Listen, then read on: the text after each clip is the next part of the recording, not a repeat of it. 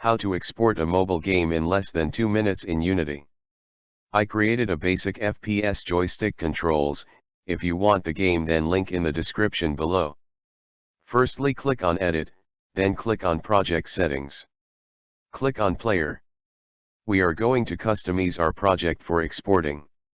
You can type anything you want for the project name and company name and add some icon.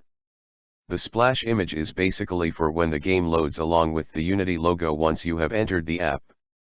Now click on Ctrl-Shift-B and click on Switch Platform. This basically allows the game engine to change some settings so you can build and run the game in Android phones. And yes, it will take a while to load the game. Once you are done switching platforms, then click on Build. You can transfer the .apk files to your Android phone via Google Drive or USB cable. But I did this on cable.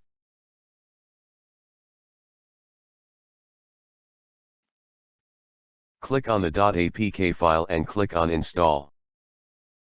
And voila, the game works on your Android phone.